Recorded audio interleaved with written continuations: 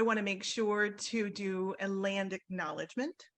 I would like to acknowledge that we are on the traditional land of the first people of Seattle, the Duwamish people, past and present, and honor with gratitude the land itself and the Duwamish tribe. So I am Nichole DeMent. I am the executive director for SOLA. SOLA stands for Support of Old Lady Artists. And I am so excited to introduce to you the 10 tips for artists if you're DIY video. I'm also excited to share that we have a special guest today, Janice Arnold. Hi, Janice. And Janice is a 2022 SOLA Awardee. Additionally, today, who will not be presenting, but I am excited to be a part of a leadership team with Marge Levy. Hi, Marge. Thank you for being here. And also Jenny Ruffner. And Jenny will join us later and hopefully be part of it soon. We are the leadership team, but Jenny started this in 2017. And she said, why aren't these women that are part of They're My Peers, they're fantastic artists, they have been working 25 years or more, looking at her peers that were 60 years of age and older and saying, how come they aren't recognized more? And at that point, she said, what can we do to recognize these women? And so she started the SOLA Award specifically to support women that were under-recognized, and some of the things that we're doing now, in addition to the cash, the award now comes at a $5,000 grant. It is unrestricted, and it is for 4 women. And in addition to that, we are doing videos which are on our YouTube channel for each of the SOLA awardees. We also host these events. So we're trying to expand, recognizing that it's, we can give 4 awards, which we hope to increase to 5 and then more. But we also know that there's so many more gifted women that need support. And so this is one of the ways that we are hoping that we can provide more support for women across Washington. So thanks to each of you for being here this evening. I hope this is beneficial. All right.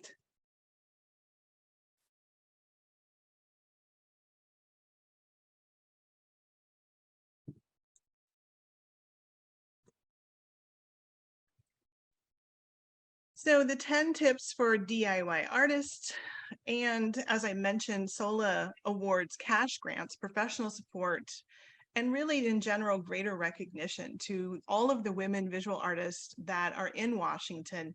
We specifically are working with women who are 60 years and older and have created work for 25 years or more.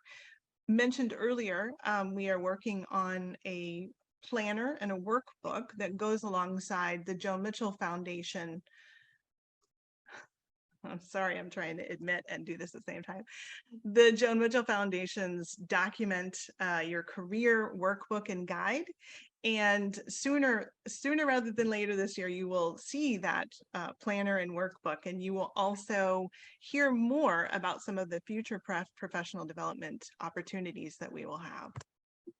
As mentioned, Janice Arnold is a 2022 SOLA awardee, and she's joined us today. Thank you so much for answering questions and just sharing her experience of not only applying for the SOLA award, but for others, some of which she got a lot of great feedback that she's going to share with us. Hi, I'm Janice Arnold, and this is my bio. My father was an engineer by day and a cartographer by night. My mom, a very creative homemaker. As soon as I could walk, I became the youngest member of the Arnold family survey crew. Every weekend, we'd go out on field trips to measure roads. My job was to hold the surveyor's tape and not drop it. In the evenings, my father's drafting room became my schoolroom, where I'd watch him translate the measurements into coordinates on his slide rule. Coordinates that became meticulous dots and lines of India ink on waxed linen master maps. In retrospect, I'm sure this is the source of my very strong sense of scale and obsession with details. Tools were the toys of my entertainment.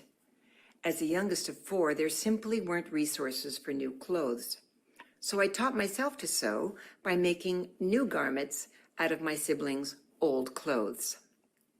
As a young adult, I continued making and drawing even maps to pay for my college education.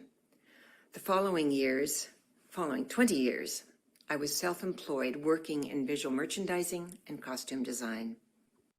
When I Okay, so I'm going to stop it there because that was 1.5 minutes. Because when Janice was doing her video for the Artist Trust application, and she'll talk more about this, they actually gave 3 minutes. Well, now This wait a here is, oh, Yeah. sorry. Yeah. up to 1.5 minutes long for the bio and 3 minutes for the artist statement. Yes. Yeah. Okay. So, but I understand that last year was more time and they've cut everything in half. So this is the current information about what Artist Trust can accept for the videos. So I just wanted to go over that. So your biography, your video can only be up to 1.5 minutes long. And you can also record your artist statement, which can be up to 3 minutes long. Now, I've got so many screens going here. The video should not be footage of more than one person. It is just you. There is no multiple clips and or reels or edited in any way. A video with voiceovers is not accepted. There are more. I'm not going to talk about that one because I'm not sure I understand that totally. But we do have a resources slide at the end where it has specific information and who to contact about your questions that are further. And maybe Janice can answer some of this, and it can't be longer than the maximum time of 1.5 minutes for your bio and 3 minutes for your artist statement. And then there's always the video can show the applicant's full body from the waist or shoulders up, but it cannot contain any of the applicant's artwork. So let's dive into our tips. Number 1, where are you going to shoot your video? You want the background to be simple. You want it to be neutral. This picture is pretty simple and neutral.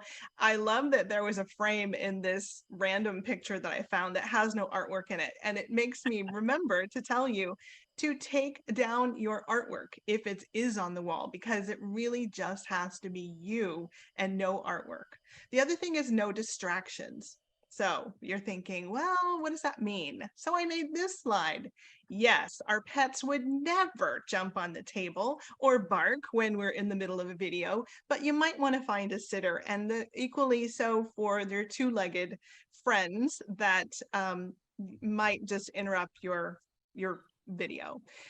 If your neighbor or your housemate has a regular band jam at every time of day, you obviously want to schedule your video recording around that. Or if they do landscaping at noon every Monday, not a great time. Rush hour could be another thing also. And clinky jewelry is something that can be a distraction. And then clocks. Yes, clocks make sound, but while this video is one that you can't edit, I'm hoping that you will be inspired and feel confident to move forward with video with many different things. So in the case that outside of the SOLA Award application, you feel like you want to create a video and there's a clock behind you and you can actually edit and cut and trim and splice together, that clock is going to give away all of your edits. So remove anything that's going to tell the time of day that you are working in. Lighting, number 2. Soft, neutral lighting. Don't we all wish we could just have this big room with this big window? But make sure that it is diffused, soft lighting.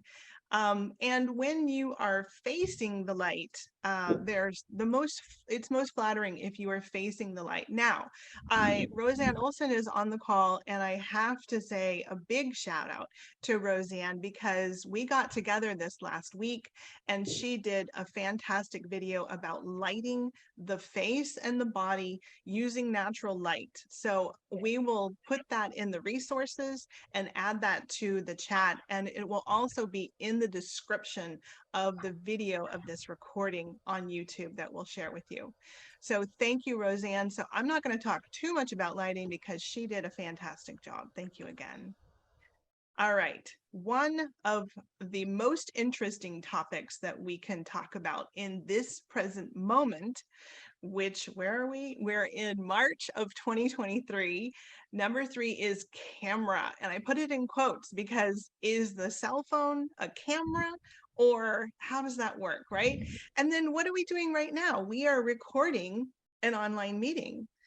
There are multiple apps and software that you can edit and record your online meetings. Zoom is one of them. There are lots of other buttons to check and uncheck for doing it on Zoom to get really high res. So it is an option. I really just wanted to throw it out there as something else to think about. We don't just have to have a DSLR like in the upper left corner here.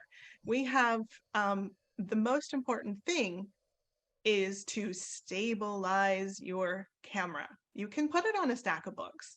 You definitely want to put it on a tripod if you can. And I'm just going to go back real quick because this lower left corner right here showing you the cell phone on a little clippy thing that's on top of this little tripod. And this little part right here, are you seeing my mouse?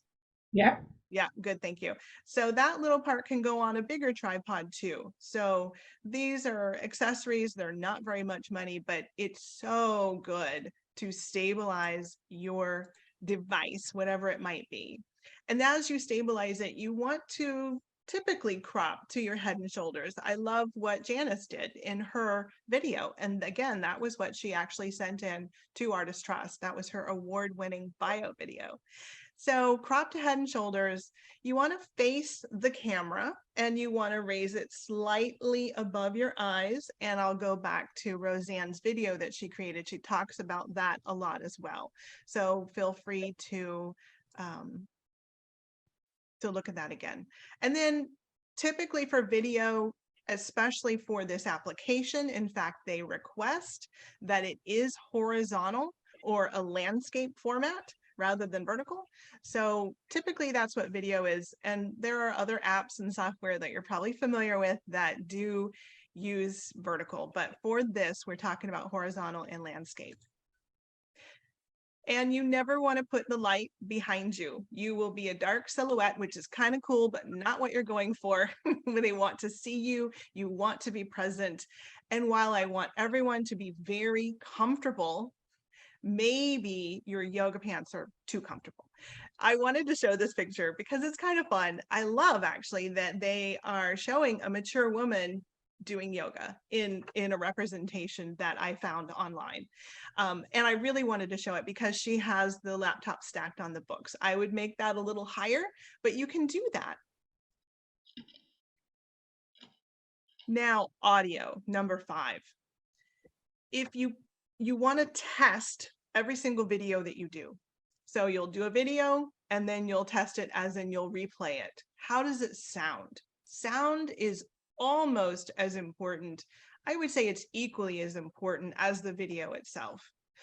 So if you're not able to hear the sound, then you can bring your device, camera, laptop, whatever it might be, bring it closer to you because it's probably built in, your mic is built into your device. Now you can get an external mic, or potentially you could use your earbuds just like you do when you're talking on the phone with someone.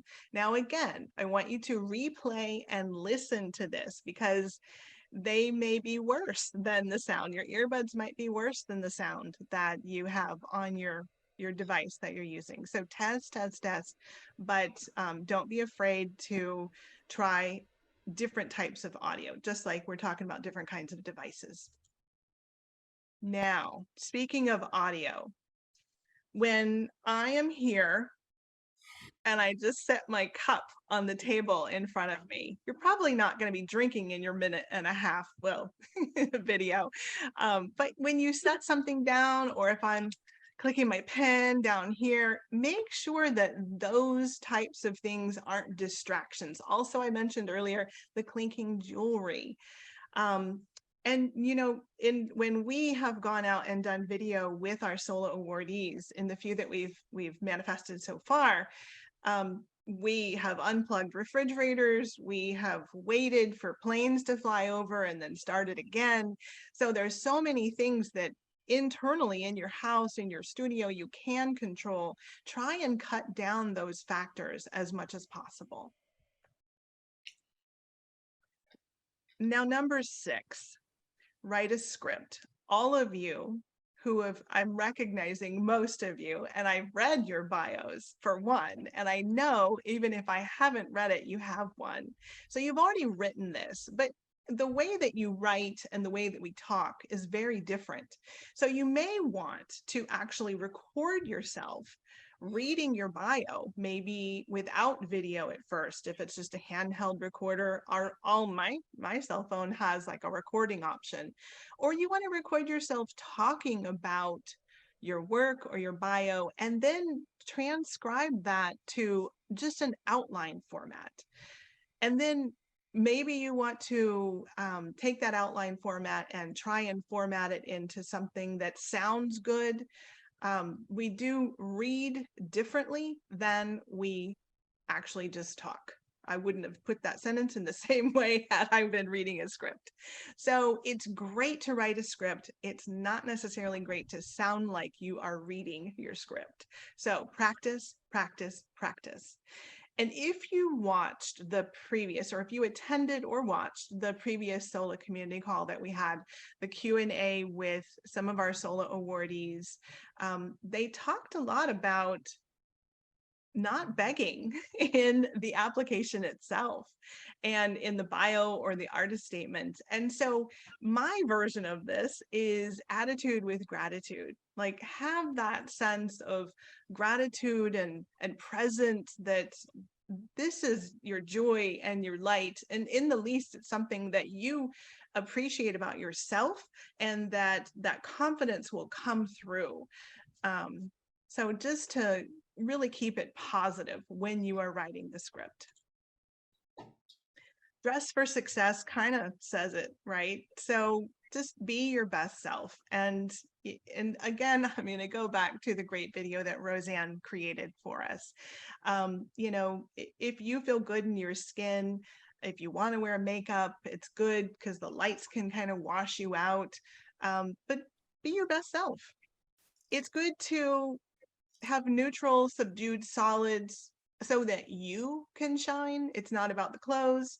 And sometimes whites can be really, really bright and sort of distract. So think about that as well. And again, I just can't stop talking about the clinking jewelry. Number 8, camera settings. So this is where it gets a little confusing and there's a lot to think about. So I really simplified things here. But if you want to set, and if you can set your camera to 4K, that is optimal. And we're going to talk about some of the reasons why you might not be able or want to do that. But 1080p is fine. And so 1080p at 30 frames per second, sometimes on the camera menu, you'll see 1080p and 30 FPS. So that is a really good general way to set your camera. 1/60th of a shutter speed is good for 30 frames per second. And then white balance, I would just say auto white balance, or if you know what the white balance is from the lights that are coming on you, that are lighting you, then you could set for that, but just go with auto. I wouldn't choose auto in many different things, but the devices that we're using right now are so good that auto white balance works really well. Now, this is 10 tips, and number 9, not 1, not 5, not 7, but number 9, I finally say press record. The previous 8, if you think about those little things and just be aware of all of those little things, this part is going to be so much easier. When you press record, speak clearly. You want to speak a little bit slower than you think you're going to be excited or nervous, or every time you press the record button, your mind goes blank, the other reason for a script. But speak slower and give yourself space to hold an expression. So as you finish the sentence, thank you very much for watching my bio video today. You don't want to just immediately get up. Give yourself a second of smiling into the camera, just waiting, and then get up. So that's really good for editing. And if you do other videos where you are editing, just give yourself space of looking into the camera and just being still. Speaking of being still, subtle movements, gestures, and again, holding the expressions are really positive things for video. You want to look directly into the lens like I am right now, unlike me looking at my friends, your panel in the group. So just look right into that little black dot that is on whatever device you're using. And again, if you memorize that script, don't read it, then that is my suggestion. Now, here we have multiple videos of women that are looking into the camera, and having done this myself, take one is usually what I do for about 20 times. I just sit there in front of the camera with it recording and just end up laughing because I can't say anything. I'm a little stuck. And then by, number 10, it's hilarious. And finally, by maybe take 48, possibly take 148, you'll finally have this confidence in this experience and what you're saying to really get that across, and always replay and test what you've done.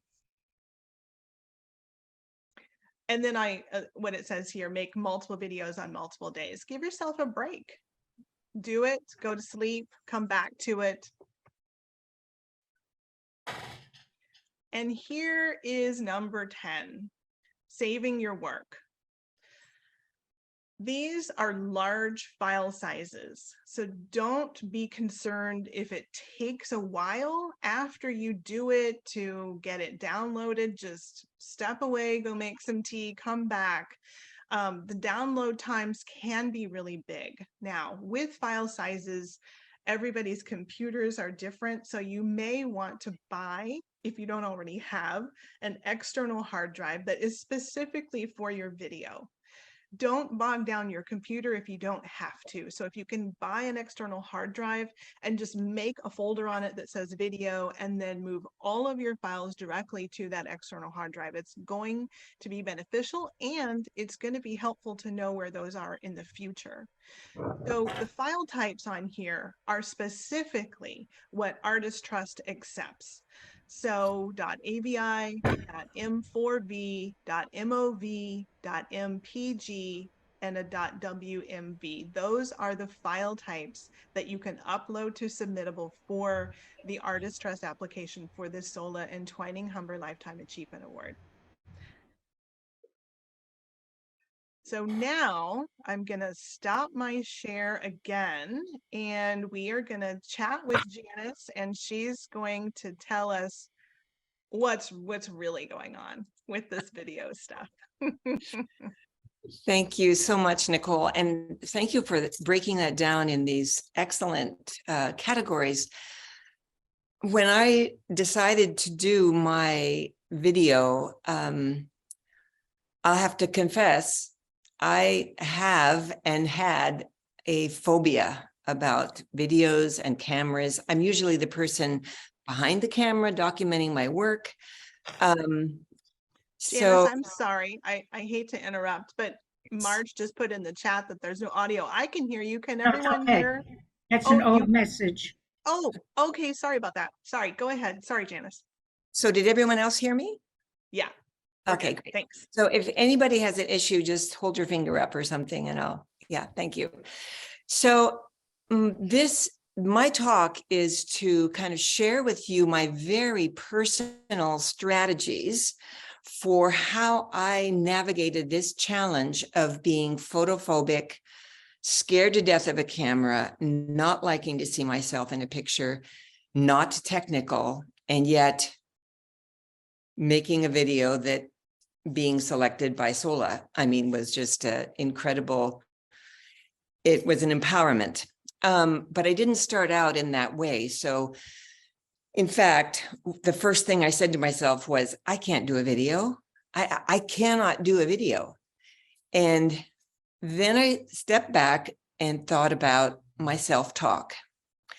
And I've been learning this in the last few years, that our words we say to ourselves have incredible power. And I basically ruled out the idea of a video until I went over the guidelines again. And I saw that I could have 4 minutes of video, but only 150 or 200 words. And I thought, okay, I'm going to change my attitude. And in order to change my attitude, I had to change my thinking. Instead of saying, I can't do a video, I thought, I'm going to try a video. I'm going to do this. I'm going to try this. What's the harm in it? Now, you only have a minute and a half.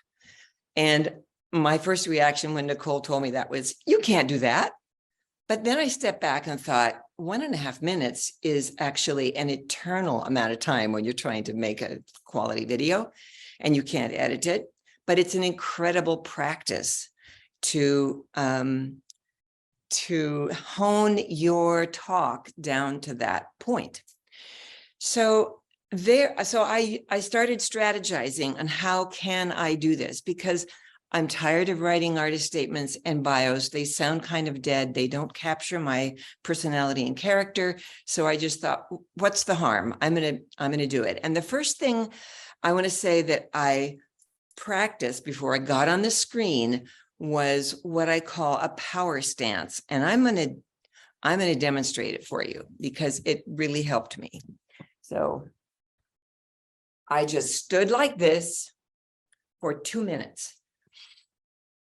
hands on hips, legs apart, and it makes yourself standing tall. It makes yourself feel stronger and more powerful. So I call that a power stance. And I won't hold it for two minutes, but all by yourself, sometimes before a meeting, I'll go into a bathroom stall and I will do that in order to gather this personal strength. The other thing is breathing, deep breathing. I will, before a video or before having a conversation, I'll take deep breaths in, gather that strength, and then breathe the stress out. And the last thing are 2 mantras that I have and that I sometimes say to myself 50 times a day. I'm not kidding. I can do this. I can do this. And it's almost like when I was a little kid and I had to write, I will not kick my neighbor 10 times. Those words had power, and they have really helped me overcome the fact that I can talk to you today and know that I'm behind the camera.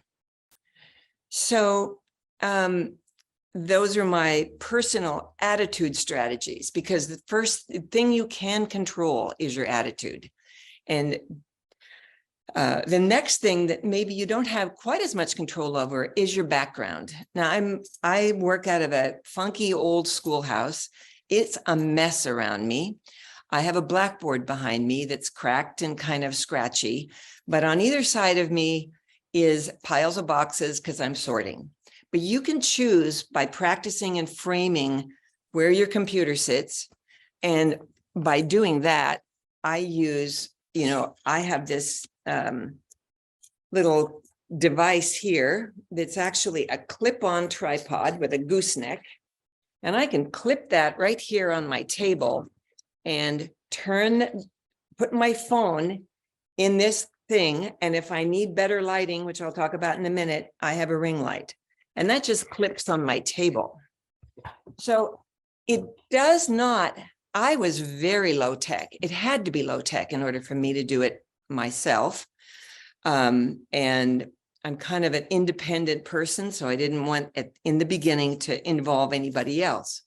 But when it came to the background and my clothing, I chose to take some just still pictures of myself with the background, different clothes on, send them to a friend and said, which do you like the best? Which do you think looks the least distracting? Which is, an experiment. Same with the background. I myself like to have a little bit of character in the background, but not distracting character. And the same with my clothes. In my video, you'd see I had like a down vest that I work in, dark colored with a kind of complementary shirt under it. So just watch the colors and patterns. And in my video, you have to be comfortable. And I was so petrified. One of my pacifier things is my hat. So I put this hat on and it covered up my hair because I was stressed out. Is my hair right? I look horrible. The hat helped me relax and be normal, more normal as you can in front of a camera, right? And just gave me the comfort level to start, because nobody sees these first videos. You're going to kick them out. You're going to empty them. You're going to delete them from your library. So that helped me get through the first, 50 videos that I recorded. When it comes to lighting, back to this little tripod thing, it connects to your computer. And if you don't have natural light, which is the best of all things, natural light facing you and lighting your face, the second best thing is light, around you. And the interesting thing about this is this has what's called a ring light, and it's harder for me to look at it, but you can see the difference. Like if I was in a room, like how this really affects you and how you can play around with it. There's light, cool, warm, but this was an indispensable, this little clip-on thing was an indispensable item with my filming. Voice and sound, definitely play around with your enunciation, how your eyes are, where you're looking, not only where you're looking, but if you have an expression. It's sometimes in some of the tests, I was really animated. Sometimes I was more deadpan. And in my artist statement, I actually filmed that outside at my house. Birds were chirping, which I fear were maybe a distraction, but I was comfortable there. And I just felt that I wanted to have it different from my studio bio. The thing about voices is if you're in an echoey room, your voice can be really almost reverberative. And I practiced somewhat sometimes with a pillow on either side of my iPhone. I had pillows to absorb the sound so that it would make it more warmer sounding, because definitely your voice quality is something you also want to practice. And it's practice, practice, practice before you even start with content. You want to get comfortable knowing that you look good. Your friend has confirmed that your background isn't distracting, and you can move forward with the hard part, which is the content. Now, what I would suggest and what I did was I took one of my bios, I just pushed record, and I recorded it, no video or anything, and timed what 1.5 minutes was. Then I read the number of words that period of time I could say comfortably. With that little calculation, you'll be able to craft your language and your talk with pretty much a lot of accuracy. I guess you can be very accurate. If it's 200 words you can say in 1.5 minutes, then you hone what you're saying down to that amount, and then you can start practice recording it. The other thing that you can use or try is to, like, I always have a cheat sheet here, like I'm using it here with sticky notes that have my notes on it, and I have it right by the computer as close to the camera part as I can. So I know I can look at my notes. I see, okay, I'm talking about content, and then I can zoom back in at that little green light. So knowing how many words you can say, knowing you can have a cheat sheet there. Some people have told me that there's even an iPad or iPhone teleprompter that you can get as an app. That's getting a little more techie than I think I'm available or I'm capable of at the moment, but maybe next time, right? So again, when you practice in the beginning, know that you're not going to use it. So just be as animated and as visually crazy as you want to be, because you can always hone it down. And then send it to a friend.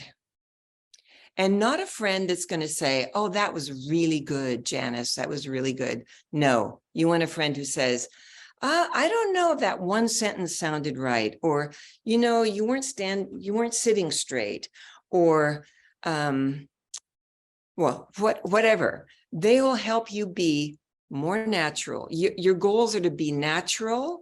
Your goals are to be authentic and passionate about what you're doing, and also positive and upbeat. And that's different for whoever it is. You know, each person has their own character and personality. So you want that to shine. And that to me is the beauty of having a video, because you're not just words on a page. You are a living, breathing, incredible woman who deserves their attention. So, and I always end with thank you, and I'll thank you for listening. And I'm completely open to questions, because this was the first time I'd ever done a taped audio or taped statement, and was just grateful to have received the award from SOLA. I don't know how many minutes. Thank you so much, Janice. That was fantastic. Great. So I am looking, I put your Vimeo link that you sent me of the whole bio in the chat. So it's the vimeo.com. I didn't label it. Sorry about that. We'll have that in the description of the recording as well. And then I also put the YouTube video that I've been going on and on about, that Roseanne created for us. Nice. Because we're not going to have a chance to look at that today. But let's, I have one chat message from Jack. Can you talk about the different file types and which is best? And I have a feeling that you aren't going to answer that, and you'd like me to do that. Is that the case? Well, I'll say a little bit, and then I think you Please. know a lot more about it. So Possibly. I have an iPhone, and the iPhone is it sort of just did it. I mean, there are file options on it that I've learned later, and it's a very simple way to switch. But this camera is so smart, smarter than I am, that everything I did, I wasn't even really aware of the file type. So yes, so I think you should definitely, Nichole, talk a little bit more about that. Well, thank you, because, you know, you're right. It's based on many of the devices. And so that's why I listed what Artist Trust accepts. Yeah. Because when you submit for one application, and this is for the comprehensive application, follow the guidelines to a T. Yes. Everyone's going to be different. It is a way for them to boot you out very easily. So don't make it easy for them. It's never hard. I'm sorry, it's never easy for the panelists, but don't give them that. So, you know, pay attention to what they accept and what they ask for. And then it sort of breaks down the iPhone and Android and then Windows. There's so many different options. So typically where you're submitting to will accept those different things. And what Facebook accepts might be different than Instagram, might be different than YouTube. So think about where you're going to be putting your video, and then most of the different options. You're asking Jack about .mov or .avi. I use MPG a lot because I export to YouTube quite a bit. So it just really is dependent upon the device that you're using and where it's going. So do that research. Mm-hmm. And the thing that I learned is that you can't, I mean, with the iPhone, I called tech support and I asked them about how I share these files. And it's not because I'm not a technologically oriented person. They're so patient. They're so ready to help you. And the hardest part is waiting in line to be the one that they're going to talk to, but then they give you all the time. For whatever device you have, I think you can do that. But I know for the iPhone, that's the case. Great. Oh, and I do want to talk about, you briefly mentioned this, Nichole, but I think it bears repeating. And that is the angle of your camera and your position of the camera is really important.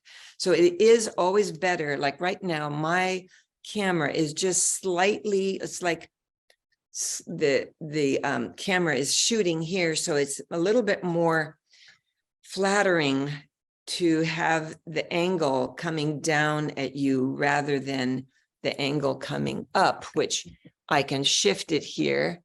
And it's just, I mean, granted, I'm sitting in a chair, but it's harder to see that. And you can also see the mess all around me, but that's the angle of your camera is important. And that's why I love this gooseneck iPhone holder. Thank you for sharing that light and turning it on, because we could see how well that worked. It was such a small little light and it seemed to put out a lot of light. Are there any other questions? I do have a few more things to share with you, but I want to make sure we answer any questions and you have an opportunity to engage.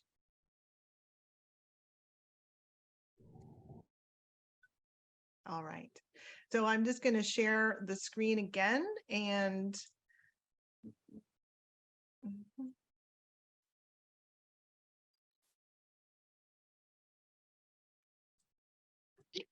I actually have a question. This is Jack. Okay, yes. Are you, by doing this whole talk right now, this whole discussion about video, are you kind of saying that it's better in the long run, it's better to do the video bio rather than a written bio? Are you actually encouraging people to do that? This is such a great question. So when I'm going to answer it in a explanation that is larger than a yes or no, because they're really, I want you to make the best application that you can. And if you are too uncomfortable on video and you're going to flub and do all the things and it's going to cause so much stress in your life, then that's probably not the best choice for you. But YouTube is the second highest used app, social media platform under Facebook right now. And then we know about TikTok and, what they're highlighting on social media, and the trends are that people really experience the artist and the person behind the work through video. I think Janice said that as well, and I concur. When we were doing our research for SOLA and how we would expand, we did lots of interviews and research with individuals that worked at museums and that were thought leaders and arts leaders. And multiple people said, I really want to see who the artist is, not just in JPEGs, but they want to see the artist. So if you're comfortable and you have the capacity technologically and everything else to do this, then I really think it's going to be beneficial. And it's really not only do the algorithms of the social media, whatever it might be, they're highlighting video. So if you're using social media to get yourself out there, then the algorithms of the different software and apps are going to support your video sooner than they will. And they want short videos too. But that's a whole nother topic, I think. Does that answer your question, Jack? Oh yeah, I was just trying to figure out if this was a new thing. Mm. For some reason, I thought it was for people who weren't comfortable writing about their work, like if they were not as experienced. But it sounds like you're saying it's not that at all. That wasn't the impetus, but behind this, the impetus behind this is that video is really hot right now. And if Yeah, you can cool. learn, and if we can give you the tools and the confidence to, overcome, it's also really accessible. So it wasn't 5 years ago, and now it's incredibly accessible, and it really is beneficial, and we want you to be seen and heard. And if I might add, I mean, for me, I just realized that there was a period of time where I was applying and applying and applying and not getting any, I mean, I broke a lot of rules. I made a lot of mistakes in some of my applications. I talked to Nichole about that, where I didn't necessarily, well, it gets too complicated to even try to explain it, but I would say be open to trying it, because I think that naturally, as having been a jurist myself, when I start reading people's words on paper, after I've read about 5 of them, I start not hearing the words as meaningful, because we tend to all use a lot of the similar words. But when you say it as a person, it articulate that word, it hits the jurist differently. And it's the jurors who have to do this hard work of judging everyone's work. So to me, I think there might be a little edge. I think there's an edge to being able to speak to them, as long as you can be authentic. And that's where it takes the practice, and where you can't be your own best judge. You'll have to find a really good friend to be just, I had such a hard time looking at myself and listening to the video. I would just pass it off to my friend and say, is this as bad as it feels? And she would be critical and help me. And so it's like, you need the best friend, but you can do this. You can.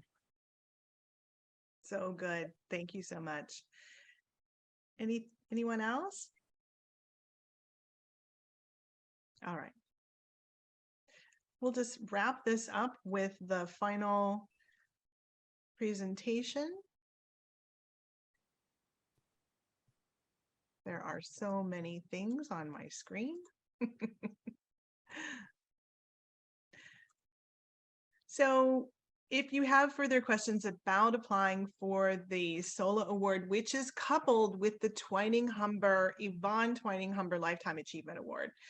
So it's the same demographic. And I explained this a little bit in the previous SOLA Community Call, but the difference between the two, it's the same application. And the Yvonne Twining-Humber Lifetime Achievement Award is for the woman that's 60 years and older, that's been creating art for 25 years or more. And there is no question to the panelists, to the jury, that this is the award that she is receiving, her lifetime achievement. She is recognized, she has received the shows that equate to that, or however they're deciding.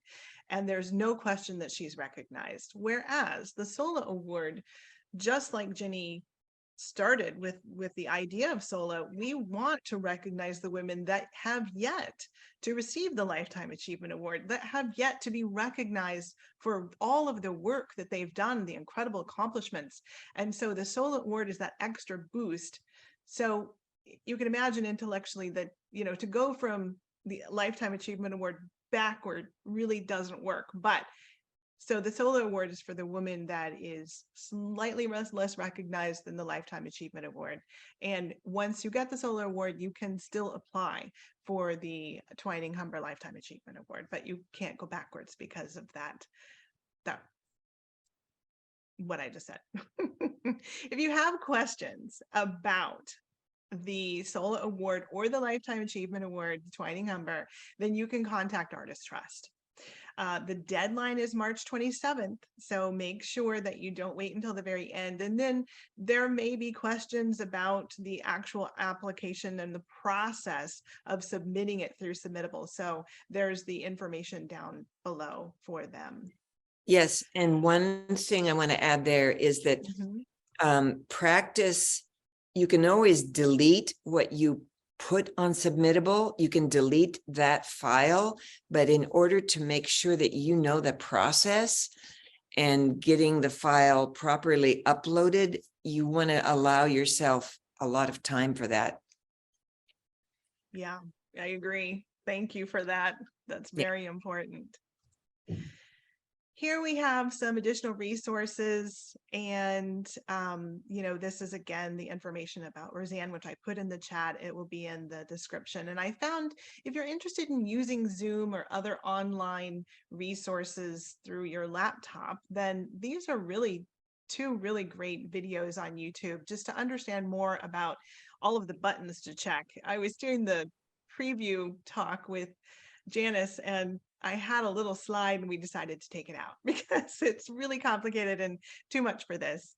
And then if you are looking for some really great software and apps, then these are really a lot of free stuff now. Again, it's just so accessible. It's really great. It is the time to do these things. And always we are adding more information, these and more, to the professional support page under resources on the solaseattle.org website. So visit our website. And I mentioned this earlier, but our very next SOLA Community Call is on April 25th. And we're going to do some networking. We're going to all gather together, artists, women artists from across Washington state, and we're going to do little intimate breakout rooms. So if that sounds good to you, to meet people in brief encounters online, and then maybe we'll mix it up a couple times, you'll meet hopefully quite a few people. So please join us if that sounds interesting. It will not be recorded because it's individual breakout rooms. So it's a very experiential experience, and it is on Eventbrite now.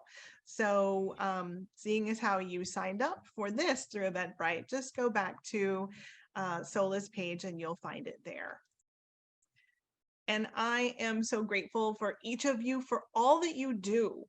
You've been doing this a long time. We've all been doing this a long time, haven't we? And we deserve to be seen and heard and recognized. So whatever we can do to support you in that, you can send me an email at contact@solaseattle.org. Let me know what you need.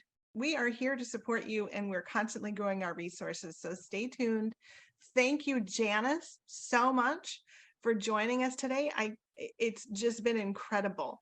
So if you'd like to unmute and share your thanks or say goodbye, I'm gonna try and stop sharing here so we can do this wonderful gallery view again and see everybody that's left. So Thank you, so much Nichole. for being here. Thank you, Marge.